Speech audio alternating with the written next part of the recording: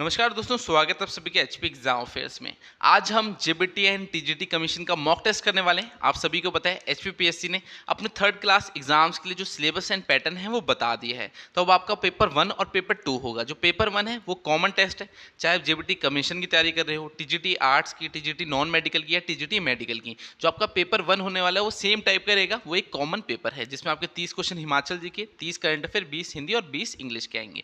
तो उसी पे बेस्ड मैंने पेपर 1 का मॉक टेस्ट बना दिया। इस मॉक टेस्ट की पीडीएफ कहाँ मिलेगी? आपको डिस्क्रिप्शन में मिल जाएगी। पहले डाउनलोड करना, जो मॉक टेस्ट है उसे खुद अटेम्प्ट करना, उसके बाद वीडियो को देखना। वीडियो में तो मैं आपके साथ सारे आंसर डिस्कस करने ही वाला हूँ। और साथ ही अभी बात भी चल रही है कि सीबीटी टेस्ट भी हो सकता है, कंप्यूटर बेस्ड टेस्ट भी हो सकता है। तो ऑनलाइन भी आपकी प्रैक्टिस अच्छी होनी चाहिए। इसके लिए हमारा ऐप डिस्क्रिप्शन में दिया है, उसे डाउनलोड करना। वहाँ पर जो है इसका मैंने फ्री मॉक टेस्ट डाल दिया। जो आज हम मॉक टेस्ट करने वाले हैं वो फ्री में मैंने हमारे ऐप में डाल दिया। वहाँ पर आपको JBT and TGT commission mock test करके कोर्स मिलेगा। उसमें जो सबसे पहला मॉक टेस्ट होगा वो यही वाला है। तो आप उसे वहाँ पर अटैम्प्ट कर सकते हैं। नेगेटिव मार्किंग भी आपको पता लग जाएगी, क्योंकि अब नेगेटिव मार्किंग भी होने वाली है। तो आपको स्कोर अपना पता लग जाएगा। आपको कितने नंबर लाने? बस 35 नंबर लाने 100 में से इस पेपर 1 को पास करने के लिए। मेन आपका पेपर 2 रहेगा। पेपर 2 आपके एग्जाम के अकॉर्डिंग है। मान लीजिए टीजीटी आर्ट्स की तैयारी कर रहे हो तो इंडियन जीके वाला पार्ट ज़्यादा उसमें रहेगा, साइकोलॉजी रहेगा। अगर नॉन मेडिकल की कर रहे हो तो फिजिक्स हो गया, आपका मैथ्स हो गया, वो वाला पार्ट उसमें रहेगा। अगर मेडिकल की तैयारी कर रहे हो तो बायोलॉजी हो गया, बॉटनी हो गया, जूलॉजी, केमिस्ट्री, वो वाला पार्ट उसमें ज़्यादा रहेगा। मगर पेपर 1 आप सभी के लिए जो है कॉमन रहने वाला है। तो चलिए बिना किसी देरी के आज हम जेबीटी और टीजीटी कमीशन के जो मॉक टेस्ट है उसको अटेम्प्ट करते हैं। तो फर्स्ट क्वेश्चन है हमारा, the former princely state of बालसन is presently located in which district of HP. तो पूर्व राजसी राज्य बालसन वर्तमान में हिमाचल प्रदेश के किस जिले में स्थित है? तो बताइए, जो ये बालसन रियासत थी, ये अगर हम प्रेजेंटली देखें तो हिमाचल प्रदेश की कौन सी डिस्ट्रिक्ट में जो है अभी मौजूद है? सोलन में, सिरमौर में, शिमला में या सुकेत में? तो बताइए बालसन जो रियासत है वो कौन से डिस्ट्रिक्ट में पड़ती है? फर्स्ट का राइट आंसर क्या है? फर्स्ट का जो राइट आंसर है वो है शिमला। तो अभी अगर हम देखें तो शिमला में ये पड़ती है बालसन रियासत। इसकी जो फाउंडेशन थी वो किसने रखी थी? आलोक सिंह ने रखी थी। आलोक सिंह थे, उन्होंने रखी थी। कब? 12वीं सेंचुरी में। और जब हिमाचल को एक स्टेट बनाया गया, स्टेट नहीं एक तरह से अस्तित्व में आया, कब आया था हिमाचल अस्तित्व में? 15 अप्रैल 1948 को। तब जो है बालसन भी हिमाचल में मिल गई थी। और ये किसके अंडर आती है? ये शिमला में आपकी आती है बालसन रियासत। तो फर्स्ट का राइट आंसर क्या है? फर्स्ट का जो राइट आंसर है वो ऑप्शन सी, शिमला। चलिए नेक्स्ट क्वेश्चन देखते हैं। Second, who was the commander in chief of Shimla hills when 1857 revolt broke out? तो जब 1857 का विद्रोह शुरू हुआ तब शिमला हिल्स का कमांडर इन चीफ कौन था? तो आप सभी को पता है 1857 में जो क्रांति हुई थी, जो हम इंडियंस थे उन्होंने ब्रिटिशर्स के खिलाफ बहुत सारी जगह दंगे किए, कुछ ना कुछ क्रांतिकारी एक्टिविटीज़ की ताकि उन्हें यहाँ से भगा सके इंडिया से। तो उस समय पूछ रहे हैं जब 1857 के रिवॉल्ट्स हो रहे थे तो उस समय जो शिमला हिल्स थे उसके कमांडर इन चीफ कौन थे? आपको उनका नाम बताना है। जनरल आंसन, विलियम हे, रॉबर्ट नील या डेविड ऑक्टलोनी। अगर इंडिया की बात करें तो इंडिया में गवर्नर जनरल कौन थे उस समय? लॉर्ड कैनिंग थे। अब यहाँ पूछ रहा है शिमला के जो कमांडर इन चीफ थे वो कौन थे 1857 में? तो सेकंड का राइट आंसर क्या है? सेकंड का जो राइट आंसर है वो है जनरल आंसन। तो जब भी हिस्ट्री पढ़ोगे हिमाचल की वहाँ पर आपको ये चीज़ जरूर मिलेगी। जो जनरल आंसन थे वो क्या थे? कमांडर इन चीफ थे शिमला हिल्स के, जब 1857 की जो क्रांति हुई थी, रिवॉल्ट हुआ था उस समय। सेकंड का राइट आंसर ऑप्शन ए है। चलिए नेक्स्ट देखते हैं third question, the people of Aryan origin in HP were identified as. तो हिमाचल में आर्य उत्पत्ति के लोगों को किस रूप में पहचाना जाता है? तो बताइए जो हिमाचल में आर्य उत्पत्ति के लोग हैं उन्हें किस रूप में पहचाना जाता है? उन्हें भोट बोलते हैं, टूरिस्ट बोलते हैं, कोलिस बोलते हैं या कुनिंदास बोलते हैं? तो थर्ड का राइट आंसर क्या होगा? थर्ड का जो राइट आंसर है वो है कुनिंदास। अभी कुनिंदास कौन थे? जैसे अगर हम महाभारत की बात करूं तो उसमें जो अर्जुन था उन्होंने ये जो कुनिंदास थे इन पे जो है कॉन्कर किया था, यानी इन पे राज किया था। ये आपका ब्यास सतलुज जो वाला एरिया वहाँ पर ये मिलते थे लोग, तो इन्हें कुनिंदास बोलते थे। तो आर्यन ओरिजिन के जो लोग हिमाचल प्रदेश में है वो उन्हें क्या बोलते हैं? कुनिंदास बोलते हैं। थर्ड का राइट आंसर ऑप्शन डी है। तो थर्ड का आंसर ऑप्शन डी है। टोटल आपके हिमाचल जीके के हम 30 क्वेश्चन करने वाले हैं। जो मॉक टेस्ट है उसकी पीडीएफ कहाँ मिलेगी? डिस्क्रिप्शन में डाउनलोड कर लेना, पहले खुद अटेम्प्ट करना, बाकी आंसर तो मैं सारे आपको बता ही रहा हूँ। फोर्थ क्वेश्चन है, which of the following painting style did not ever flourish in HP? तो हिमाचल प्रदेश में निम्न में से कौन सी चित्रकारी कला कभी भी फली फूली नहीं थी? तो बताइए कौन सी नहीं फली फूली थी? मंडी कलम, आरकी कलम, उन्नबी कलम या गुलेर कलम? तो गुलेर कलम तो आप सभी ने सुना होगा, हिमाचल की है। आरकी भी सुना होगा, मंडी भी सुना होगा। जो उन्नबी कलम है ये हिमाचल प्रदेश की नहीं है। तो इनमें से 3 तो हिमाचल प्रदेश की है जो पेंटिंग स्टाइल है। उन्नबी कलम जो है ये हिमाचल प्रदेश की नहीं है। तो फोर्थ का राइट आंसर क्या है? फोर्थ का राइट आंसर ऑप्शन सी है। चलिए फिफ्थ देखते हैं, Kufri Jyoti is a famous variety of, तो कुफरी ज्योति किसकी एक प्रसिद्ध किस्म है? तो बताइए किसकी किस्म है? टोमेटो की है, एलमोंड की है, ग्रेप्स की है या पोटैटो की है? तो बताइए किस चीज़ की है? फिफ्थ का राइट आंसर क्या होगा? कुफरी ज्योति किसकी किस्म है? एक कुफरी जीवन भी है, कुफरी जीवन भी आता है क्वेश्चन में, या फिर कुफरी ज्योति बोल देगा, दोनों ही पूछ लेगा। तो ये किसकी किस्म है? फिफ्थ का जो राइट आंसर है वो है पोटैटो, यानी आलू। ठीक है, आलू की किस्म है कुफरी ज्योति, और एक कुफरी जीवन वो भी आलू की किस्म है। तो फिफ्थ का राइट आंसर ऑप्शन डी होगा पोटैटो। कुफरी ज्योति किसकी एक फेमस वैरायटी है? पोटैटो यानी आलू की है। फिफ्थ का राइट आंसर ऑप्शन डी है। सिक्स्थ है who received first doctor Y S. Parmar award for Himachali सांस्कृतिक लिटरेचर इन 1986। तो हिमाचली सांस्कृतिक साहित्य के लिए 1986 में प्रथम वाई.एस. परमार पुरस्कार किसने प्राप्त किया था? तो बताइए किसे मिला है प्रथम वाई.एस. परमार पुरस्कार? डॉक्टर मनोहर लाल, नरेंद्र अरुण, लक्ष्मण सिंह कश्यप या मियाँ गोवर्धन सिंह? तो सिक्स का राइट आंसर क्या है? सिक्स का राइट आंसर है ऑप्शन डी, मियाँ गोवर्धन सिंह। तो अगर आपने हिमाचल दर्पण भी पढ़ी होगी, बेसिक सी बुक है हिमाचल जी की, उसमें भी आपको ये चीज़ मिल जाएगी कि 1986 में जो पहला वाई.एस. परमार पुरस्कार मिला था वो किसको मिला था? मियाँ गोवर्धन सिंह को मिला था। सिक्स का राइट आंसर ऑप्शन डी है। तो ऐसा है, क्वेश्चन का लेवल अच्छा रखने की कोशिश कीजिए, कुछ इजी क्वेश्चन भी डालें, कुछ टफ भी डालें। इजी तो सब सही करेंगे, जो हमें सही करने हैं वो टफ क्वेश्चन करने हैं। तो एक बार चेक कीजिए 30 क्वेश्चन में से कितने आते हैं आपको HPGK की। सेवंथ है who succeeded Bhuri Singh the raja of Chamba in 1990। तो कहना क्या चाहता है? 1919 में चंबा के राजा भूरी सिंह के बाद कौन राजा बने? तो बताइए भूरी सिंह के बाद जो राजा बनते हैं वो कौन बनते हैं? अब भूरी सिंह थे, उन्होंने 1908 में क्या है, भूरी सिंह जो म्यूजियम है वो भी इस्टेब्लिश किया था। तो उनके बाद पूछ रहा है वैसे तो कि भूरी सिंह के बाद जो राजा बनते हैं उनका आपको नाम बताना है। तो अगर आपने चंबा की हिस्ट्री पढ़ेगी वहाँ आपको जो है सीक्वेंस में राजा मिल जाएंगे। तो भूरी सिंह के बाद कौन आते हैं? श्री सिंह आते हैं, राम सिंह आते हैं, श्याम सिंह आते हैं या गौर सिंह आते हैं? तो बताइए सेवंथ का राइट आंसर क्या है? सेवंथ का जो राइट आंसर है वो है ऑप्शन बी, राम सिंह। तो भूरी सिंह के बाद चंबा के राजा कौन बनते हैं? राम सिंह बनते हैं 1919 में। सेवंथ का राइट आंसर क्या है? ऑप्शन बी इसका राइट आंसर है। चलिए 8th क्वेश्चन देखते हैं।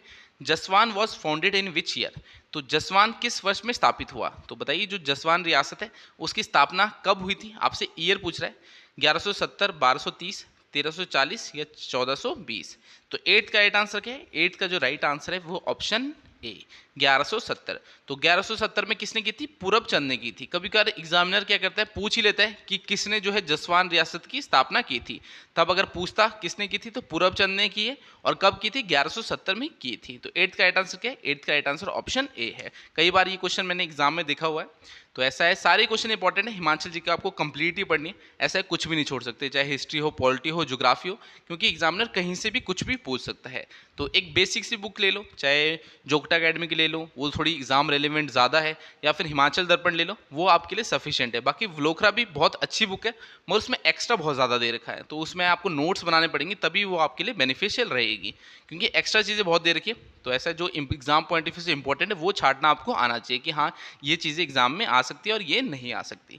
9th है गंगवाह तीर्थ is located at which place in HP? तो गंगवाह तीर्थ हिमाचल प्रदेश में कहाँ पर स्थित है? तो बताइए कहाँ पर स्थित है?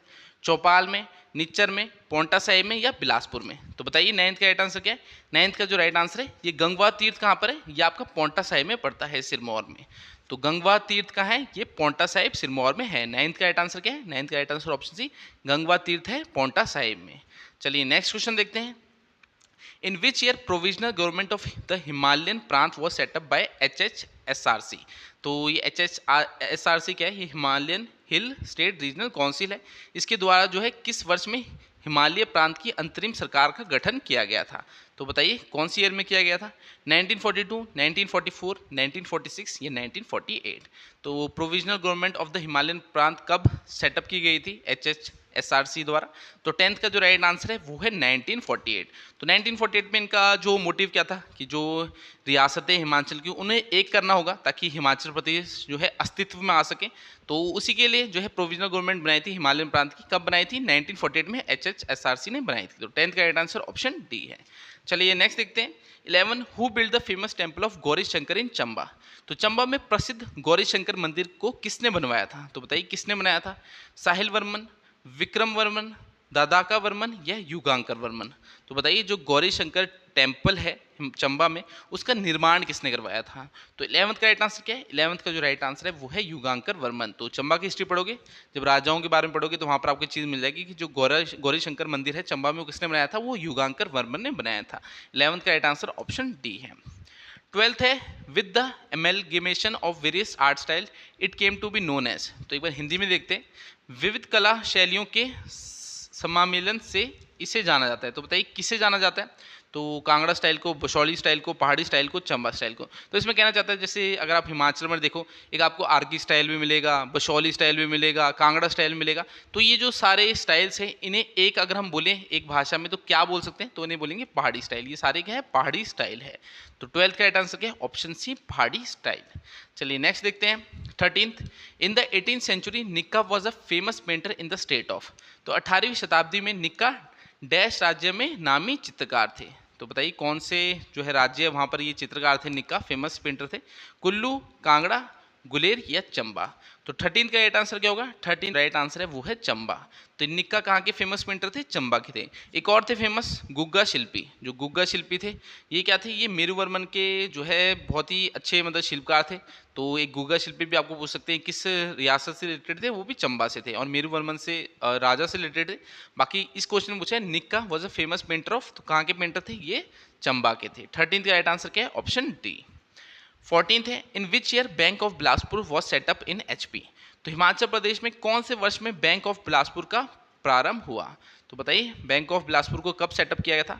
1944 में, 1948 में, 1943 में, 1956 में? तो 14th का राइट आंसर क्या है? 14th का जो राइट आंसर है वो ऑप्शन ए 1944 में। तो बैंक ऑफ बिलासपुर कब सेटअप हुआ था हिमाचल प्रदेश में? 1944 में ये इस्टेब्लिश हुआ था। तो 14th का राइट आंसर ऑप्शन ए है। डेट्स याद करना थोड़ा ज़्यादा मुश्किल होता है। 15th है Lal Bahadur Shastri degree college is located at which place in HP. तो जो लाल बहादुर शास्त्री डिग्री कॉलेज है वो हिमाचल प्रदेश के किस जगह पर स्थित है? तो बताइए कहाँ पर है? पोंटा साहिब में है, अम में है, सरस्वती नगर में है या मंगरोटू में है? तो 15th का राइट आंसर क्या होगा? लाल बहादुर शास्त्री डिग्री कॉलेज कहाँ पर है? 15th का जो राइट आंसर है वो है सरस्वती नगर। अभी सरस्वती नगर कहाँ पड़ता है? शिमला में पड़ता है। तो जो लाल बहादुर शास्त्री डिग्री कॉलेज है ये कहाँ पर है? ये ऑप्शन बी सरस्वती नगर में है। अब यहाँ ऑप्शन गलत दे दिए, ए सी बी डी लिखा है, मगर इसका आंसर आपने याद रखना है सरस्वती नगर। ठीक है, सरस्वती नगर इसका आंसर है। 15th का जो राइट आंसर है लाल बहादुर शास्त्री डिग्री कॉलेज का है, ये सरस्वती नगर में है। 16th है the Danvin valley is located in which place of HP. तो जो दानवीन घाटी है हिमाचल प्रदेश की कौन सी जगह पर स्थित है? आपसे पूछ रही वैली कहाँ पर है? तो बिलासपुर में है, हमीरपुर में है, कांगड़ा में है या मंडी में है? तो बताइए 16th का राइट आंसर क्या होगा? 16th का जो राइट आंसर है जो दानवीन वैली है कहाँ है? ये बिलासपुर में पड़ती है। बिलासपुर में एक और फेमस है जैसे चौंटो वैली। तो चौंटो वैली क्या है? वो भी बिलासपुर में है। एक सतलुज वैली बोल दो, वो भी आपकी बिलासपुर में पड़ती है। बाकी यहाँ पूछी थी दानवीन वैली। अब दानवीन वैली किसके बीच में? ये आपकी बहादुरपुर हिल्स है और बांदला हिल्स है, उसके बीच में ये दानवीन वैली पड़ती है। तो वैसे तो बिलासपुर क्या बोलते हैं? कहलूर बोलते हैं, सद्धार कहलूर बोलते हैं, क्योंकि 7 पहाड़ी वहाँ पर। तो जैसे आपकी नैना देवी की हो गई, बहादुरपुर हो गई, बांदला हिल्स होगी, तो वैसे ही बहादुरपुर और बांदला हिल्स के बीच में जो है वो दानवीन वैली आपकी है। 16 का राइट आंसर ऑप्शन ए है। अगर आप और भी मॉक टेस्ट अटेम्प्ट करना चाहते हो जेबीटी टीजीटी कमीशन की, तो हमारे ऐप का लिंक डिस्क्रिप्शन में दिए, वहाँ पर मैंने कोर्स बना रखा है। तो करीबन 14 से 15 मॉक टेस्ट ऑलरेडी उसमें ऐड कर दिए मैंने, तो आपको आइडिया लग जाएगा आपकी तैयारी कैसी चल रही है, और बहुत अच्छे अच्छे लेवल के क्वेश्चन डालने की कोशिश की है। तो ऐसा है जो क्वेश्चन मैं डाल रहा हूँ ये मैं अपनी तरफ से नहीं डाल रहा, हिमाचल के किसी ना किसी एग्जाम्स में ये क्वेश्चन आए हुए हैं, तो एग्जामिनर्स ने पूछे हुए हैं, वही क्वेश्चन आपसे इन मॉक टेस्ट में पूछ रहा हूँ। तो अगर आपको मॉक टेस्ट लेने होंगे तो ऐप का लिंक डिस्क्रिप्शन में दिया, वहाँ पर आप कोर्स बाय कर सकते हो। बाकी अगर फ्री में देखना चाहते हो तो यूट्यूब में मॉक टेस्ट डालता रहता हूँ, आप चैनल को सब्सक्राइब कर दो, आपको जो है मॉक टेस्ट यहाँ पर यूट्यूब में भी मिलते रहेंगे। तो ऐसा है जो फ्री में लेना चाहे वो फ्री में ले लो, जो पे कर सकते हैं वो पे कर लेना, आपकी इच्छा है। बाकी मेहनत तो हम करते रहेंगे, मेहनत आपने भी करनी है, क्योंकि ऐसा है काम करो ऐसा कि एक पहचान बन जाए, हर कदम ऐसा चलो कि निशान बन जाए। यहाँ ज़िंदगी तो हर कोई जीता है भाई, मगर ज़िंदगी जियो ऐसी कि मिसाल बन जाए। तो ज़िंदगी ऐसी जीने की मिसाल बन जाए। जो भी काम करो, चाहे पढ़ाई करो उसे भी अच्छे सच्चे दिल से करो, या कोई भी काम करते हो आप उसमें भी आपको तरक्की मिलेगी अगर आप सच्चे दिल से करोगे। तो ऐसा नहीं है कि हाँ पढ़ के बंदा बहुत बड़ा बनता है। अगर किसी चीज़ में आपको टैलेंट है या फिर किसी चीज़ का स्किल है, स्किल भी ऐसा होता है कि बचपन से नहीं आती, वो आप करते हो काम को तब सीखते हो। अब मैं वीडियोस बना रहा हूँ, मेरे को इतना टाइम हो गया, तो बोलते बोलते चीज़ें अपने आप ही पता लग रही है कि क्या बोलना होता है। तो स्किल्स अपने आप ही बढ़ते हैं। जितना आप उन चीज़ों को निखारोगे उतना ही आपके लिए अच्छा है। तो जो भी काम करो सच्चे दिल से करो, और अब वैकेंसीज आपकी आने वाली है, अगर पढ़ाई कर रहे हो तो मन लगा के करो, और ऐसा ही इस बार जो पेपर हैं वो भी आपके बहुत ईमानदारी से होने वाले हैं। तो बहुत अच्छे चांसेस हैं कि इस बार आप सिलेक्शन लो अगर आपने अच्छी मेहनत की होगी। तो कैरी फॉरवर्ड करते हैं हम, हमारा नेक्स्ट क्वेश्चन देखते हैं। Tamsar pass is located in which district of HP. तो जो तामसर दर्रा है वो हिमाचल प्रदेश के कौन से जिले में स्थित है? तो बताइए तामसर पास कहाँ पर है? कुल्लू में है, कांगड़ा में है, किन्नौर में है या शिमला में? तो 17 का राइट आंसर क्या होगा? तामसर पास कहाँ है? 17 का जो राइट आंसर है वो ऑप्शन बी कांगड़ा।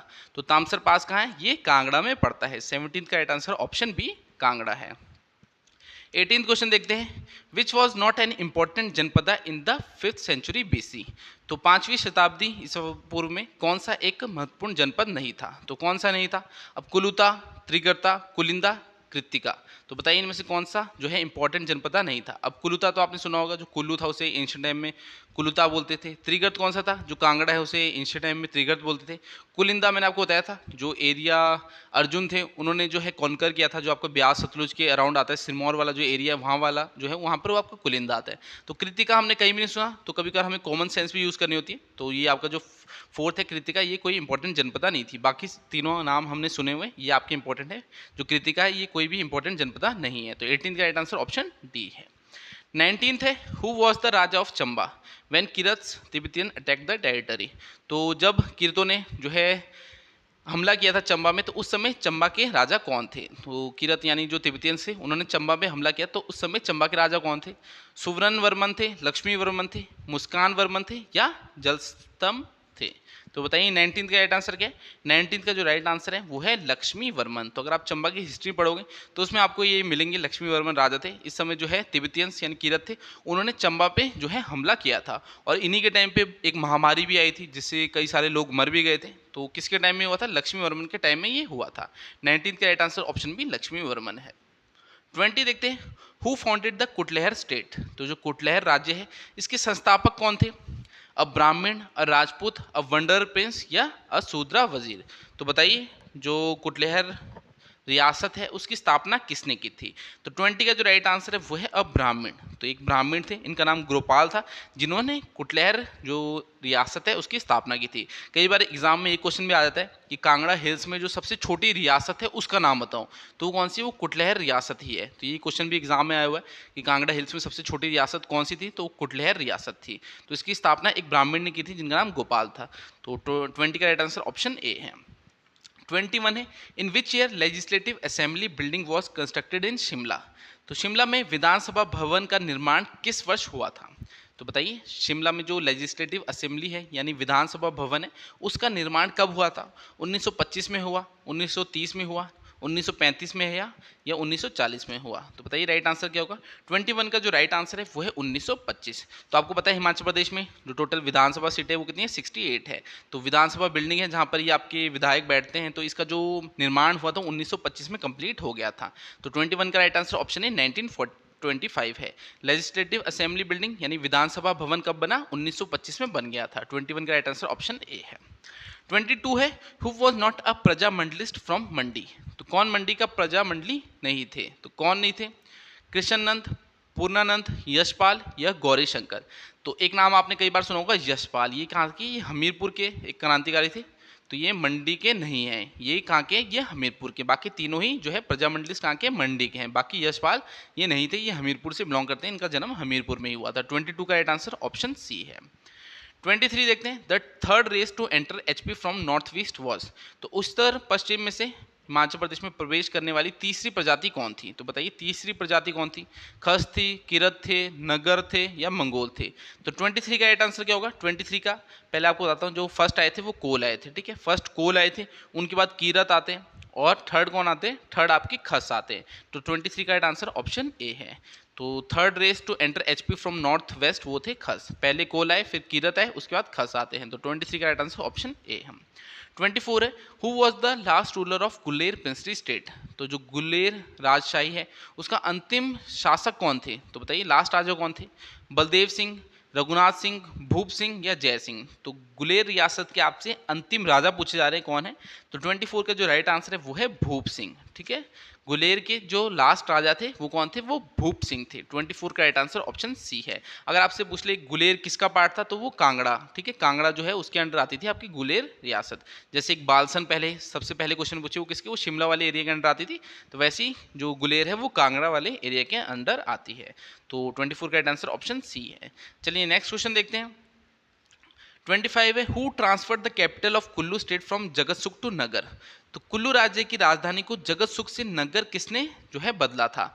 तो बताइए, जो कुल्लू की राजधानी थी उसे जगतसुख से नगर शिफ्ट किया था, वो किसने किया था, कौन से राजा थे, विशुद्धपाल थे, राकेश पाल थे, सूरजपाल थे या उत्तम पाल थे।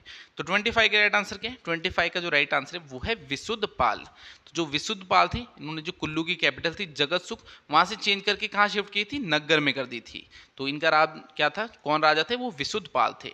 25 का राइट आंसर ऑप्शन ए है। 26 है, general Zorawar Singh died in which year. तो जनरल जोरावर सिंह थे, उनका निधन किस वर्ष हुआ। अब सबसे पहला क्वेश्चन तो ये है, जनरल जोरावर सिंह कौन थे, तो ये कौन थे, इनका जो जन्म है वो कहलूर बिलासपुर में हुआ था। बिलासपुर को पहले कहलूर कहते थे। और ये क्या थे, गुलाब सिंह जो कि जम्मू कश्मीर के राजा थे उनके मिलिट्री जनरल थे। तो मिलिट्री जनरल थे कौन, जनरल जोरावर सिंह। इनका जन्म तो हिमाचल में हुआ था, मगर जो जम्मू कश्मीर के राजा थे गुलाब सिंह, उनके ये मिलिट्री जनरल थे। तो ये पूछ रहा है इनका जो निधन है वो कब हुआ था। तो 1841 में हुआ, 1851 में हुआ, 1871 में या 1861 में। तो 26 का राइट आंसर क्या है, 26 का जो राइट आंसर है वो ऑप्शन ए 1841। और ये क्वेश्चन एग्जाम में आया हुआ क्वेश्चन है, अपनी तरफ से नहीं डाल रहा। तो ऐसा है, कुछ क्वेश्चन डिफिकल्ट भी पूछे एग्जामिनर। अगर 30 क्वेश्चन है तो समझो कि 25 कर तो चलो इजी सारे ही कर लेंगे, जो 5 क्वेश्चन है उनमें दिक्कत आती है तो वो आपको तभी आएगी जब अच्छे से रिवीजन करोगे। बुक तो एक बार पढ़ ली मगर उसका रिवीजन बहुत बार करना पड़ता है, तभी चीज़ें याद रहती है। तो रिवीजन बहुत मस्ट है। बाकी पहला पेपर इजी है, आपको 35% नंबर ही लाने हैं, यानी 35 नंबर ही लाने।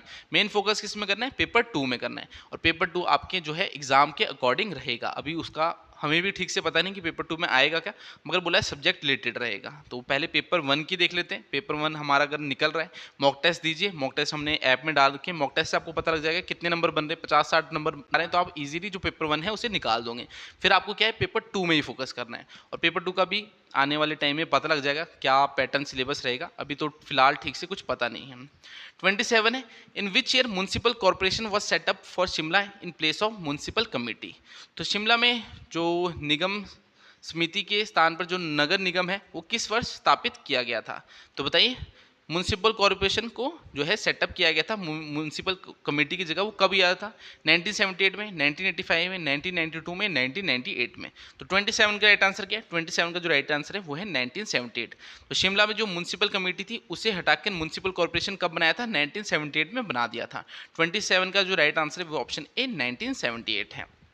28 है, in which year Ramlal Thakur became the chief minister of HP for the first time. तो जो रामलाल ठाकुर जी थे वो हिमाचल प्रदेश के मुख्यमंत्री पहली बार कब बनते, प्रथम बार किस वर्ष में बनते, 1977, 1984, 1991 या 1996। तो 28 का राइट आंसर क्या है, 28 का जो राइट आंसर है वो है 1977। तो रामलाल ठाकुर है वो पहली बार हिमाचल प्रदेश के चीफ मिनिस्टर कब बनते हैं, 1977 में बनते हैं। 28 का राइट आंसर ऑप्शन ए है। 29 है, which fair does not take place in Bilaspur district of HP. तो निम्न में से कौन सा मेला हिमाचल प्रदेश के बिलासपुर जिले में नहीं होता। तो बताइए कौन सा नहीं होता, भरनेट फेयर, हरिदेवी फेयर, मोरसिंगी फेयर या मटन सिद्ध फेयर। तो इनमें से कौन सा जो है मेला वो बिलासपुर में नहीं होता। 29 का जो राइट आंसर है वो ऑप्शन डी मटन सिद्ध फेयर। ये कहाँ होता है, ये आपका हमीरपुर में होता है। तो बिलासपुर में नहीं होता बल्कि हमीरपुर में होता है। तो बाकी तीनों आपके बिलासपुर में होते हैं। जो मटन सिद्ध फेयर है ये कहाँ होता है, ये हमीरपुर में होता है। तो 29 का राइट आंसर ऑप्शन डी है। अब हमारा हिमाचल जीके का लास्ट क्वेश्चन है, वो क्या है, Jagannath temple is located at which place in HP. तो जो जगन्नाथ मंदिर है वो हिमाचल प्रदेश के किस जिले में स्थित है। तो कंडाघाट में है, जगतसुख में है, नाहन में है या करसोग में है। तो बताइए 30 का राइट आंसर क्या होगा, जगन्नाथ टेम्पल कहाँ है, ये आपका पड़ता है नाहन में, नाहन यानी सिरमौर में, ठीक है। जगन्नाथ टेम्पल कहाँ है, नाहन में। 30 का राइट आंसर ऑप्शन सी है। तो ये हमारे हिमाचल जीके के 30 क्वेश्चन थे। अब हम करंट अफेयर के करेंगे। वैसे जो आपका नोटिफिकेशन आई थी एचपीपीएससी की पैटर्न से रिगार्डिंग, उसमें बोला था उसने नेशनल एंड इंटरनेशनल अफेयर्स, ठीक है, general knowledge of national and international affairs. अब उससे तो मैं करंट अफेयर ही समझता हूँ, तो मोस्ट प्रोबेबली करंट अफेयर ही आपकी आएगी।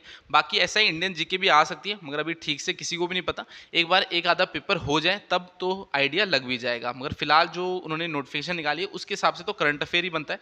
जो आपका पेपर 2 वाला पार्ट है शायद उसमें आपका इंडियन जीके के जो है कुछ क्वेश्चन पूछ सकता है।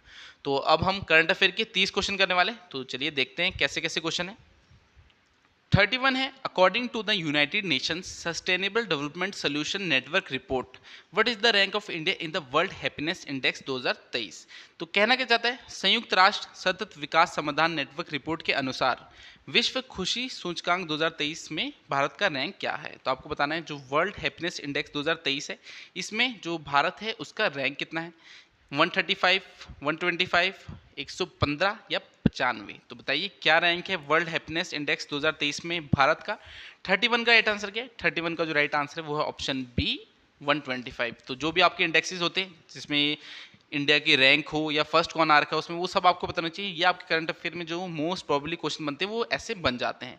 तो इस बार तो करंट अफेयर के ज़्यादा क्वेश्चन आ रहे हैं, और ऐसा है पिछले एक साल के एग्जाम से एक साल पहले के करंट अफेयर पढ़ लेना। करंट अफेयर बहुत ईजी होते हैं, अगर मंथली करंट अफेयर भी पढ़ोगे तो वो भी सफिशियंट है, एक साल तक के पढ़ लेना, वो आपके एग्जाम में आ सकते हैं और इसमें आप ज़्यादा से ज़्यादा नंबर ले सकते हो अगर मंथली करंट अफेयर पढ़ोगे। और ऐसे स्टूडेंट्स को डाउट आता है कि सर करंट अफेयर पढ़ें तो पढ़ें कहाँ से, एक अच्छा सोर्स नहीं मिलता। तो ऐसा आप हमसे स्टडी मटेरियल भी ले सकते हो, 7018186561 है, इस पर आप मुझे मैसेज कर देना स्टडी मटेरियल या कुछ लिख के, मैं आपको डिटेल्स दे दूंगा।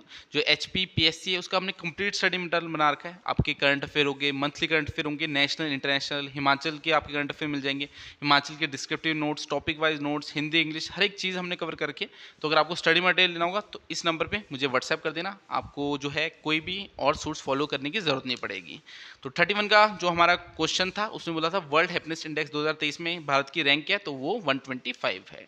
32 है, international day of happiness is celebrated every year on 20 March, what is the theme of the international day of happiness 2023। तो हर साल 20 मार्च को अंतर्राष्ट्रीय प्रसन्नता दिवस मनाया जाता है। तो आपसे पूछ रहा है कि जो अंतर्राष्ट्रीय प्रसन्नता दिवस है इसका 2023 में विषय क्या था, यानी थीम क्या थी। तो बताइए इंटरनेशनल डे ऑफ हैप्पीनेस की जो थीम थी वो क्या थी। Happier together, share happiness, be mindful, be grateful, be kind, the pursuit of happiness as the fundamental human goal. तो 32 का राइट आंसर क्या है, 32 का जो राइट आंसर है वो है B mindful, be grateful, be kind. यानी जो इंटरनेशनल डे ऑफ हैप्पीनेस है 2023 में जो सेलिब्रेट किया गया 20 मार्च को, उसकी थीम क्या थी, B mindful, be grateful, be kind. तो 32 का राइट आंसर ऑप्शन सी है। चलिए 33 देखते हैं। एक्सरसाइज समुद्र शक्ति is a bilateral novel exercise between India and, आपको बताना है अभ्यास समुद्र शक्ति भारत और डैश के बीच एक द्विपक्षीय नौसैनिक अभ्यास है। तो बताइए किसके बीच में होती है समुद्र शक्ति जो एक्सरसाइज है, श्रीलंका और इंडिया, म्यांमार और इंडिया, इंडोनेशिया और इंडिया, या सिंगापुर और इंडिया। तो 33 का राइट आंसर क्या है, 33 का जो राइट आंसर है वो option C Indonesia and India.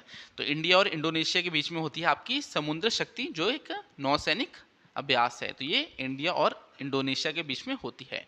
33 का राइट आंसर ऑप्शन सी है। 34 है, the theme of international day of families is, तो द अंतर्राष्ट्रीय परिवार दिवस 2023 में जो मनाया गया था उसकी थीम क्या थी, family comes first, demographic trends and families, family is the building block of world, family is foundation in character. तो बताइए इंटरनेशनल डे ऑफ फैमिलीज 2023 की थीम क्या है। 34 का जो राइट आंसर है वो option B demographic trends and families. तो जो इंटरनेशनल डे ऑफ फैमिलीज 2023 में सेलिब्रेट होगा उसकी जो थीम है वो है डेमोग्राफिक ट्रेंड्स एंड फैमिलीज। तो थीम्स आपको बताना चाहिए, हर एक डेट आपको बताना चाहिए कि ये डेट में कौन सा जो है सेलिब्रेट किया गया, कोई भी अगर आपका चीज़ होगी तो वो आपको पता होना चाहिए कौन सी डेट में वो सेलिब्रेट किया और उसकी थीम क्या थी। ठीक है, तो 34 का राइट आंसर ऑप्शन बी है। 35 है, international day of living together in piece is celebrated annually on. तो देखिए इसमें भी पूछ रखा है, अब ये जो आपका है international day of living together in piece, ये कब सेलिब्रेट किया, तो कब मनाया गया आपको ये बताना है। तो शांति में एक साथ रहने का अंतर्राष्ट्रीय दिवस प्रतिवर्ष मनाया जाता है, कब मनाया जाता है, 13 मई को, 14 मई को, 15 मई को या 16 मई को। तो 35 का राइट आंसर क्या है, 35 का जो राइट आंसर है वो है 16 मई। तो 16 मई को क्या मनाते हैं, international day of living together in peace. 35 का राइट आंसर ऑप्शन डी है। 36 है, who has been appointed as the next central bureau of investigation director. तो जो CBI है उसके नए यानी नेक्स्ट जो डायरेक्टर है उन्हें किसे बनाया गया, आपको उनका नाम पूछा जा रहा है। तो अगले केंद्रीय जांच ब्यूरो के निर्देशक के रूप में किसे नियुक्त किया गया है, तो किसे नियुक्त किया है, मानव अग्निहोत्री, जयंत निरालिकर, प्रवीण सूद या दीपक सिंघानिया। तो 36 का राइट आंसर क्या है, 36 का जो राइट आंसर है वो है प्रवीण सूद। तो CBI के नए डायरेक्टर कौन बने हैं, प्रवीण सूद बने हैं। 36 का राइट आंसर ऑप्शन सी है। 37 है, where has the national children's science congress started recently? तो हाल ही में राष्ट्रीय बाल विज्ञान कांग्रेस कहाँ शुरू की गई? तो बताइए कहाँ शुरू की गई है जो नेशनल चिल्ड्रंस साइंस कांग्रेस है? अहमदाबाद में, मुंबई में, न्यू दिल्ली में, या नन ऑफ दीस? 37 का जो राइट आंसर है वो है अहमदाबाद, गुजरात में। ठीक है, तो अहमदाबाद में जो है आपका ये स्टार्ट हुआ है नेशनल चिल्ड्रंस साइंस कांग्रेस। तो राष्ट्रीय बाल विज्ञान कांग्रेस जो शुरू हुई है वो अहमदाबाद, गुजरात में स्टार्ट हुई है। 37 का राइट आंसर ऑप्शन ए है। 38 है, which organisation will launch the GSLV F12 navigation satellite on 29 May 2023? तो कौन सा संगठन 29 मई 2023 को GSLV F12 नेविगेशन उपग्रह को लॉन्च करेगा? तो बहुत इजी सा आंसर इसका, ऑप्शन देख लेते हैं, नासा, ईसा, इसरो या जैक्सा।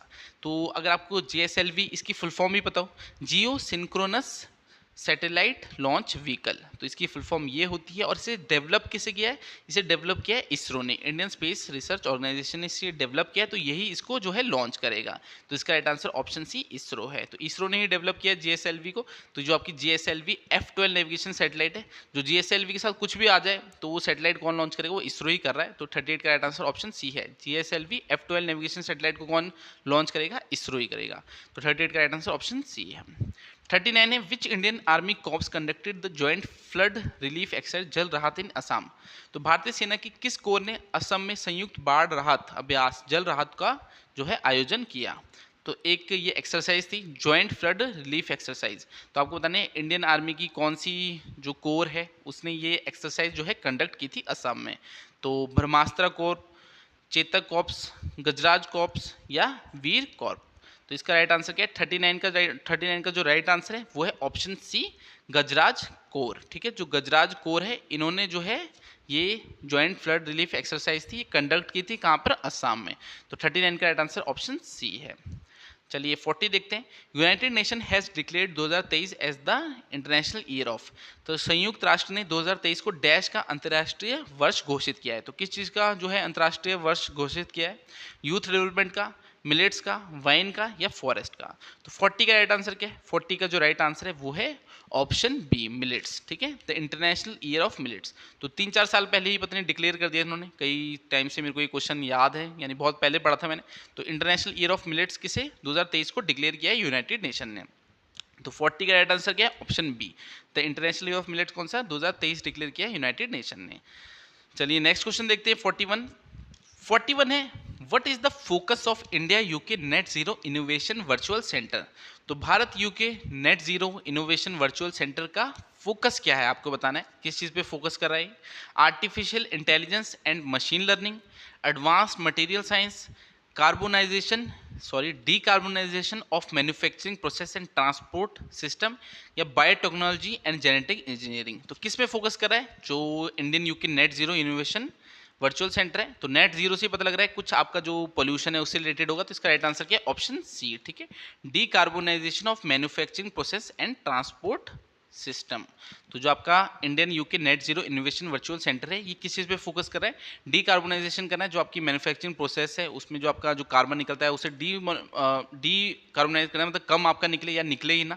और जो ट्रांसपोर्ट सिस्टम है, जो आपकी गाड़ियाँ हैं उनसे निकलते हैं, तो उसे खत्म करने का जो है वो टारगेट सेट किया है इंडियन यूके ने मिलके। तो net zero innovation virtual centre ये आपका decarbonisation of manufacturing process and transport system से रिलेटेड है। 41 का राइट आंसर ऑप्शन सी है।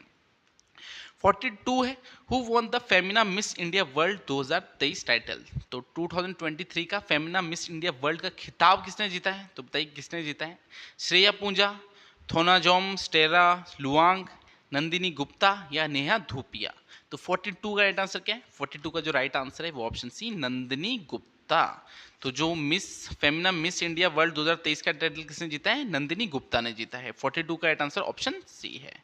चलिए नेक्स्ट देखते हैं 43, what is the main aim of the vibrant village programme? तो जो वाइब्रेंट विलेज प्रोग्राम है उसका मुख्य उद्देश्य क्या है आपको बताना है। क्या उसका उद्देश्य है? To develop cities on the northern border areas, to replace existing schemes with new ones, to provide financial support to all villages in India to develop villages on the northern border. तो बताइए जो vibrant village programme है उसका main focus क्या है। तो 43 का right answer क्या है, 43 का जो राइट आंसर है वो option D, to develop villages on the northern border. तो जो आपका नॉर्थन बॉर्डर है उसमें जो विलेजेस है उनको डेवलप करना है, जो आपका वाइब्रेंट विलेज प्रोग्राम है उसके अंडर। तो 43 का राइट आंसर क्या है, 43 का जो राइट आंसर है वो ऑप्शन डी। अब नॉर्थन पार्ट कौन सा हो गया, जो आपका चाइना पाकिस्तान वाला एरिया लग रहा है, वहां पर जो विलेजेस है उन्हें जो है डेवलप करना है वाइब्रेंट विलेज प्रोग्राम के अंडर। तो 43 का राइट आंसर ऑप्शन डी है। 44 है, Ajay Banga was nominated for the post of world bank president from which country. तो विश्व बैंक के अध्यक्ष के पद के लिए जो अजय बंगा है उनका नामांकन हुआ है, तो किस देश से हुआ है। तो एक तरह से किस देश के वो रहने वाले, कनाडा के रहने वाले, इंडिया के, यूएसए के या फ्रांस के। तो 44 का राइट आंसर क्या है, 44 का जो राइट आंसर है वो है यूएसए। वैसे तो इंडियन ओरिजिन के, जैसे उनके माता पिता होंगे वो इंडियन होंगे, बाद में वो यूएसए चले होंगे, वहाँ की उन्होंने सिटीजनशिप ले होगी और वहाँ वो ये पैदा हुए होंगे, तो ऐसा कुछ हुआ होगा। तो वैसे इंडियन ओरिजिन के हैं मगर रहते कहाँ हैं, यूएसए के। तो अब सिटीजन कहाँ के हैं, ये यूएसए के सिटीजन हैं। तो यूएसए से ये जो है नॉमिनेट हुए हैं वर्ल्ड बैंक के प्रेसिडेंट बनने के लिए और अब बन भी गए हैं अजय बंगा। तो 44 का राइट आंसर ऑप्शन सी है। 45 है, what is the name of the mobile app launched by the income tax department for tax players. तो आयकर विभाग के द्वारा करदाताओं के लिए लॉन्च किया गया मोबाइल ऐप का नाम क्या है। तो बताइए जो इनकम टैक्स डिपार्टमेंट है उसने कौन सा ऐप लॉन्च किया है। Annual information statement, tax deducted at source, good and services tax या नन ऑफ दिस। तो 45 का राइट आंसर क्या है, 45 का जो राइट आंसर है वो है ऑप्शन ए, एनुअल इंफॉर्मेशन स्टेटमेंट। तो जो इनकम टैक्स डिपार्टमेंट है उसने कौन सा मोबाइल एप्लीकेशन लॉन्च किया है, एनुअल इंफॉर्मेशन स्टेटमेंट, ये वाला जो एप्लीकेशन है उन्होंने लॉन्च किया है। 45 का राइट आंसर ऑप्शन ए है। 46 देखते हैं, सीआईएसएफ एंड बीएसएफ में जो पूर्व अग्निवीर होंगे उन्हें क्या लाभ मिलेगा। तो आपको बताना है what benefits will farmer Agniveer receive in the CISF and BSF. तो आपको बताना है जो अग्निवीर होंगे, जैसे आपको पता है आर्मी में अब भर्ती हो रहे हैं, 4 साल के लिए भर्ती हो रहे हैं, तो वहाँ से जब आएंगे तो उन्हें क्या बेनिफिट मिलेगा सीआईएसएफ और बीएसएफ में, ये आपको बताना है। तो 10% जो है रिजर्वेशन मिलेगा, आरक्षण मिलेगा, या exemption from the physical efficiency test, या बोथ ए एंड बी, या नन ऑफ दीज। तो इसका राइट आंसर है option C, both A and B, यानी 10% रिजर्वेशन भी मिलेगी सीआईएसएफ और बीएसएफ में, और जो फिजिकल टेस्ट होगा वो भी देने की जरूरत नहीं होगी जो अग्निवीर आएंगे। तो 46 का राइट आंसर ऑप्शन सी है, बोथ ए एंड बी। 47 है, आहार 2023 Asia's largest international food and hospitality fair held. तो आपको बताना है जो आहार 2023 है ये हुआ क्या है, एशिया का largest international food and hospitality fair है। तो ये बेंगलोर में हुआ, मुंबई में हुआ, महाराष्ट्र में या न्यू दिल्ली में। तो 47 का राइट आंसर क्या है, 47 का जो राइट आंसर है ऑप्शन डी, न्यू दिल्ली। तो न्यू दिल्ली में हुआ है आपका आहार 2023, ये एशिया का largest international food and hospitality fair है। तो कहाँ पर हुआ है, ये न्यू दिल्ली में हुआ है। 48 है, at the 95th Academy Award Ceremony which Indian song to win the Oscar 2023 for the best original song। तो 95वें अकादमी पुरस्कार समारोह में किस भारतीय गीत ने सर्वश्रेष्ठ मूल गीत के रूप में जो है ऑस्कर 2023 जीता है। तो बताइए किसने जीता था, केसरिया ने, नाटू नाटू, फितूर या मलंग। तो 48 का राइट आंसर क्या है, 48 का जो राइट आंसर है वो है नाटू। तो जो आरआरआर आपकी मूवी है उसका ये सॉन्ग है नाटू नाटू, और इसने क्या है, इसने जो है ऑस्कर जीता है बेस्ट ओरिजिनल सॉन्ग में। तो जो आपका ऑस्कर होते हैं यानी एकेडमी अवार्ड सेरेमनी होती है उसमें जो ऑस्कर मिला है कौन से इंडियन सॉन्ग को मिला है, नाटू नाटू को मिला है। 48 का राइट आंसर ऑप्शन बी है। 49 है, where will the 4th Asian kho kho championship for man and women be held. तो पुरुषों और महिलाओं की चौथी एशियाई खो खो चैंपियनशिप कहाँ पर आयोजित होने वाली है। तो बताइए कहाँ पर होगी 4th Asian kho kho championship for man and women, Delhi में होगी, मुंबई में, असम में या कोलकाता में। तो 49 का राइट आंसर क्या है, 49 का जो राइट आंसर है वो है असम। तो असम में होने वाली है 4th Asian kho kho championship for man and women. 49 का राइट आंसर ऑप्शन सी है। 50 है, who has been appointed by hockey India as the new head coach of the Indian men's hockey team. तो बताइए जो इंडियन हॉकी टीम है, men's hockey team है, उसका coach किसे अपॉइंट किया गया। सिंपली आपसे ये पूछना चाहता है, क्रैग फुलटॉन को, मनप्रीत सिंह को, दिलीप टर्की को या लेसी क्लॉडियस को। तो बताइए इंडियन जो हॉकी टीम है, मेंस हॉकी टीम है, उसका जो कोच है वो किससे बनाया गया है। तो 50 का राइट आंसर क्या है, 50 का जो राइट आंसर है वो है ऑप्शन ए, क्रैग फुलटॉन। तो जो क्रैग फुलटॉन है इन्हें क्या बनाया गया, हेड कोच बनाया गया है मेंस हॉकी टीम का, इंडियन मेंस हॉकी टीम का हेड कोच बनाया गया है क्रैग फुलटॉन को। 50 का राइट आंसर ऑप्शन ए है। चलिए नेक्स्ट देखते हैं 51, LCA Tejas will participate in which international flight exercise for the first time outside India. तो जो तेजस है, तेजस हमारा जो विमान है, वो कौन सी इंटरनेशनल फ्लाइट एक्सरसाइज है जिसमें पार्ट लेने वाला है? तो कौन सी ऐसी एक्सरसाइज जिसमें पार्ट लेगा? Exercise desert flag 8, exercise SIMBEX, exercise गुड शक्ति या एक्सरसाइज ऑस्ट्रा हिंड? तो बताइए किस में पार्ट लेने वाला है? तो 51 का राइट आंसर क्या है? 51 का जो राइट आंसर है वो है एक्सरसाइज डेजर्ट फ्लैग 8। तो इसमें पार्ट लेने वाला है तेजस। तो तेजस जो विमान है वो इंडिजिनियसली हमने जो है बिल्ड किया है, तो पूरे रूप से हमने ही उसे बनाया। तो ये जो पहली बार है किसी इंटरनेशनल जो एक्सरसाइज है उसमें पार्ट लेने वाला है। कौन सी? एक्सरसाइज डेजर्ट फ्लैग 8, इसमें पार्ट लेने वाला है। 52 है, where is the world book fair 2023 being organised? तो विश्व पुस्तक मेला 2023 कहाँ आयोजित किया जा रहा है? तो कहाँ पर होगा? मणिपुर में, केरला में, न्यू दिल्ली में, राजस्थान में? तो बताइए 52 का राइट आंसर क्या है? 52 का जो राइट आंसर है वो है न्यू दिल्ली। तो न्यू दिल्ली में होने वाला है वर्ल्ड बुक फेयर 2023। तो वर्ल्ड बुक फेयर 2023 कहाँ होगा? ये न्यू दिल्ली में होगा। 52 का राइट आंसर ऑप्शन सी है।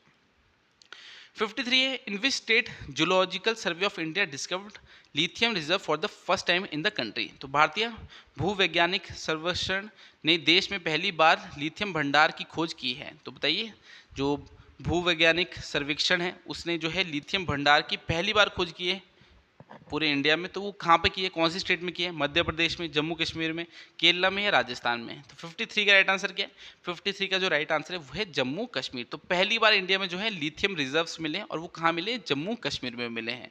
तो ऐसा हुआ है पहली बार मिले जो ये लिथियम रिजर्व्स है क्या बोलते हैं इंडिया में। और बहुत ही अगर देखा जाए तो इकोनॉमिकली भी हमारे लिए अच्छा है क्योंकि बहुत ज़्यादा भंडार मिले और ऐसे पहली बार मिले, वरना तो हमें और जगह से एक्सपोर्ट करने पड़ते थे, यहाँ पर इंपोर्ट करके लाने पड़ते थे। तो इंपोर्ट करते थे तो उसमें ज़्यादा कॉस्टली रहता था। अब अगर यहीं पर रिजर्व मिल गए तो आपकी जो बैटरीज बनती है उसके लिए बहुत बेनिफिट है कि वहाँ पर जो आपके प्राइजेस हैं वो डाउन हो सकते हैं। तो अभी तो मिले हैं, बाकी देखना है कितने जो है इसमें है, जो क्वांटिटी है अभी उसका जो है अनुमान लगाया नहीं गया कि हाँ कितना जो है रिजर्व हो सकते हैं। बाकी मिले कहाँ? ये जम्मू कश्मीर में मिले हैं। तो 53 का राइट आंसर ऑप्शन बी है। 54 है, how many astronauts will be sent into earth orbit by ISRO under Gaganyaan mission? तो जो इसरो का गगनयान मिशन है उसके अंडर कितने एस्ट्रोनॉट्स को जो है अर्थ ऑर्बिट तक भेजा जाएगा? 3 को, 5 को, 2 को या 7 को? तो 54 का राइट आंसर क्या है? 54 का जो राइट आंसर वो है 3। तो इसरो का जो गगनयान मिशन है उसके अंडर अर्थ के ऑर्बिट तक कितने एस्ट्रोनॉट्स को भेजा जाएगा? 3 को भेजा जाएगा। तो 54 का राइट आंसर ऑप्शन ए 3 है। 55 है, which satellite jointly developed by NASA and ISRO will be launch from India in September 2023? तो नासा और इसरो द्वारा संयुक्त रूप से विकसित कौन सा उपग्रह जो है सितंबर 2023 में भारत से लॉन्च किया जाएगा? तो कौन सा जो है आपको बताना है, ये सैटेलाइट है जो डेवलप की गई है नासा और इसरो द्वारा, जिसे सितंबर 2023 में लॉन्च किया जाएगा? Bio satellite, NISAR satellite, Oceansat 2 या ऑरा सैटेलाइट? तो 55 का राइट आंसर है निसार। जो निसार है इसे डेवलप किसने किया है? नासा और इसरो ने मिलकर डेवलप किया है और सितंबर 2023 में इसे लॉन्च करेंगे इंडिया से। तो 55 का right answer option B NISAR satellite है। 56 है, who is sherpa for G20 summit 2023? तो 2023 का जो G20 समिट होने वाला है उसमें शेरपा कौन है? तो बताइए शेरपा कौन होंगे? अमिताभ कांत होंगे, मुकेश अंबानी होंगे, शक्तिकांत दास होंगे या मिस्टर टीवी नरेंद्रन होंगे? तो 56 का राइट आंसर क्या है? 56 का जो राइट आंसर है वो है अमिताभ कांत। जो अमिताभ कांत है ये शेरपा होने वाले हैं G20 समिट जो कि 2023 में होगा। तो 56 का right answer option A Amitabh Kant है। चलिए नेक्स्ट क्वेश्चन देखते हैं 57। Which state wins best tableau prize in 74th republic day parade? तो 74वें गणतंत्र दिवस परेड में किस राज्य की झांकी को प्रथम पुरस्कार मिला था? तो बताइए किसे मिला था प्रथम पुरस्कार? झारखंड की झांकी को, हरियाणा की झांकी को, उत्तर प्रदेश की या उत्तराखंड की? तो 57 का जो राइट आंसर है वो ऑप्शन डी उत्तराखंड। तो जो उत्तराखंड की झांकी थी उसे 74th रिपब्लिक डे परेड में जो है फर्स्ट प्राइज मिला था। तो 57 का राइट आंसर ऑप्शन डी है। 58 है, what is the new capital of Andhra Pradesh? अब आपको बताना है जो आंध्र प्रदेश है उसकी नई कैपिटल किसे बना रहे हैं? नेल्लोर को, ककीनंदा को, विशाखापट्टनम को या करनूल को? तो 58 का राइट आंसर क्या है? इसका राइट आंसर है विशाखापट्टनम। तो आंध्र प्रदेश की नई कैपिटल कौन बनेगी? विशाखापट्टनम बनेगी। 58 का राइट आंसर ऑप्शन सी है। 59 है, Peter Pavel has become the president of which country? तो जो पीटर पावेल है ये किस देश के जो राष्ट्रपति बने हैं? तो साउथ कोरिया के बने, पोलैंड के, अर्जेंटीना के या चेक रिपब्लिक के? तो 59 का राइट आंसर क्या है? इसका राइट आंसर है चेक रिपब्लिक।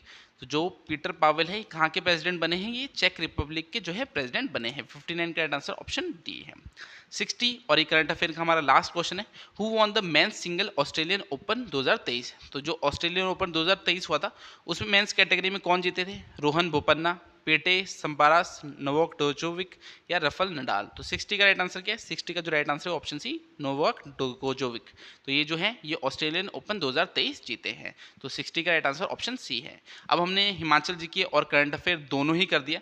अब हमारा इंग्लिश और हिंदी वाला पार्ट रह गया, तो इसको जल्दी जल्दी करते हैं क्योंकि वीडियो लंबी हो रही है। बाकी जो मॉक टेस्ट है उसकी PDF आपको डिस्क्रिप्शन में मिल गई है, वहाँ से आपने पहले खुद अटेम्प्ट तो कर ही लिए, तो अब तो आप आंसर ही चेक कर रहे हो। तो जल्दी जल्दी करते हैं इंग्लिश और हिंदी को, और टोटल हमारे 100 क्वेश्चन जो है पेपर 1 में आने वाले हैं। तो 61 क्वेश्चन क्या है? They dash her since she was a child. तो यहाँ पर डैश की जगह क्या आएगा?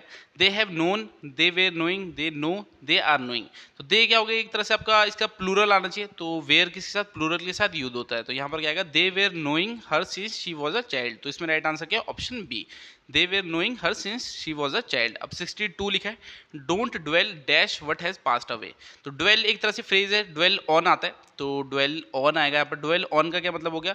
जैसे थिंक और टॉक अबाउट, मतलब बहुत ज़्यादा सोचना किसी के बारे में, बहुत ज़्यादा बोलना, तो तब ये हम फ्रेज यूज़ करते हैं, don't dwell on what has passed away. तो जो गुजर चुका है उसको ज़्यादा क्यों बोलना है, ज़्यादा क्यों सोचना, तो यहाँ पर आपका ऑन आएगा, डोंट ड्वेल ऑन। तो ड्वेल के साथ ऑन यूज़ होता है।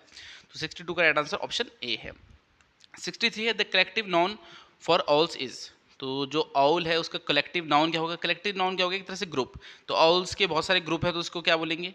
पैक बोलेंगे, स्कूल बोलेंगे, स्वाम बोलेंगे, पार्लियामेंट बोलेंगे। तो 63 का right answer option D, parliament है। तो कलेक्टिव नाउन क्या है आउल्स का? जो बहुत सारे ग्रुप होंगे आउल के, उन लोगों के, तो उसे पार्लियामेंट बोलेंगे। 63 का राइट आंसर ऑप्शन डी है। 64 है, walk fast lest you dash miss the train. तो would miss the train, should miss the train, could miss the train, या कैन जो है मिस द ट्रेन। तो 64 का राइट आंसर क्या है? इसका जो राइट आंसर है वो है शुड। अब जो लेस्ट है उसके साथ maximum time should he use होता है। लेस्ट क्या बोलते हैं? वार्निंग को एक्सप्रेस करने के लिए यूज किया जाता है, तो लेस्ट के साथ जो है आपका मैक्सिमम टाइम शुड ही आता है। Walk fast lest you should miss the train. तो यहाँ ऑप्शन बी आएगा, walk fast lest you should miss the train. तो ये आपके फिल इन द ब्लैंक्स खत्म हो गए। अब हमें बोल रहा है 3 sentences in each question have some error, pick the correct one. अब इनमें से 3 सेंटेंस जो है गलत है, आपको सही वाला बताना है। तो डायरेक्टली आपको आंसर बताता हूँ, सारे सेंटेंस पढ़ने लगूंगा तो बहुत ज़्यादा टाइम लगेगा। तो 65 का जो राइट आंसर है वो है ऑप्शन डी, ये वाला सेंटेंस आपका ठीक है। If you had worked hard you would have passed, ठीक है। If you had worked hard you would have passed, ये सेंटेंस आपका ठीक है। फिर से आपको 4 स्टेटमेंट दी, इसमें आपको बतानी कौन सी सही है। तो 66 का राइट आंसर क्या है? इसका राइट आंसर ऑप्शन ए है, I will tell you what is my name, ठीक है। I will tell you what my name is. तो इसका राइट आंसर ऑप्शन है, I will tell you what my name is. बाकी तीनों इसमें sentence गलत है। फिर है थर्ड 67th, इसमें जो राइट आंसर है वो है option A, if I had a magic wand I would find the solution. तो ये वाला सेंटेंस ठीक है, बाकी तीनों गलत है। If I had a magic wand I would find the solution. 67 का राइट आंसर ऑप्शन ए है। अब 68 क्वेश्चन है, इसमें आपका राइट आंसर ऑप्शन सी है, Singh is teaching in the class right now. तो Singh is teaching in the class right now. अब अगर सारे सेंटेंस पढ़ोगे तो आपको अपने आप ही मिस्टेक्स मिल जाएगी। Singh teach in the class right now, तो यहाँ पर आपको देखिए पढ़ा रहा है तो टीच यूज़ करके, तो टीचिंग यूज़ होना चाहिए इसमें। Singh teachers in the class right now, अब टीचर्स क्या है, कोई सेंस ही नहीं बन रही। लास्ट है Singh had been teaching in the class right now, अब हैड बिन की यूज़ कर रहे हो जब राइट नाउ अभी की बात कर रहे हो। तो इसमें जो राइट आंसर ऑप्शन सी है, ये वाला सेंटेंस ही आपका ठीक है, Singh is teaching in the class right now. तो ऐसे करके आपको बताने हैं सही कौन से, बाकी तीनों कौन से गलत थे। तो ये आपका 4 क्वेश्चन हो गए। अब 69 आ गए, इसमें आपको जो है बताना है चूज द इनकरेक्ट सेंटेंस। तो 3 सेंटेंस ठीक होंगे और एक गलत होगा। तो डायरेक्टली आपको आंसर बताता हूँ कौन सा गलत है। 69 का जो राइट आंसर है ऑप्शन बी, ठीक है। तो ये गलत है आपकी statement, she had been living in Delhi for 10 years before 2010।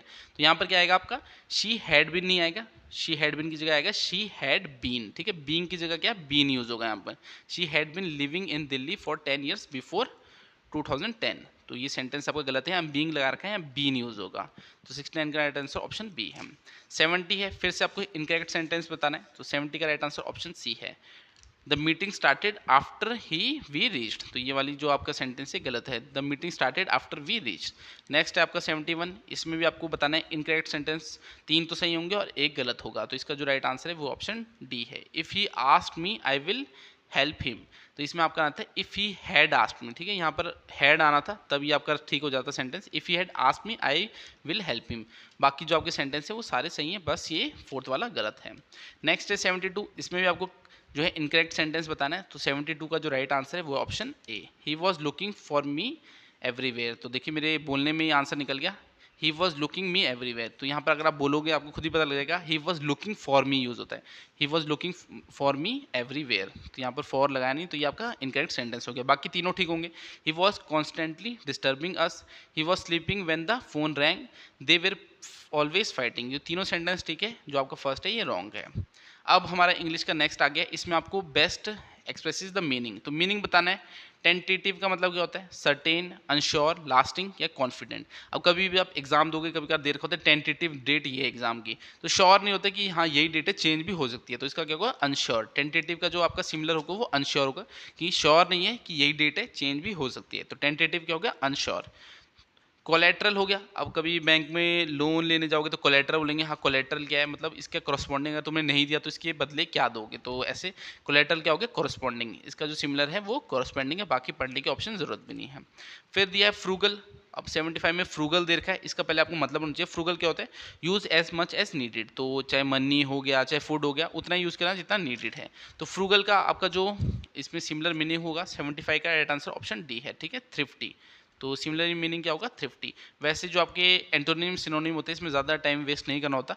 ये ऐसा है कि आगे तो आगे, अगर इजी सा होगा तो आप कर ही लोगे, बाकी डिफिकल्ट तो ये कैसे भी पूछ सकते हैं, तो वो पता नहीं कितने ही एंटोनिम सिनोनिम है, इन्हें याद करना बहुत ही मुश्किल होता है।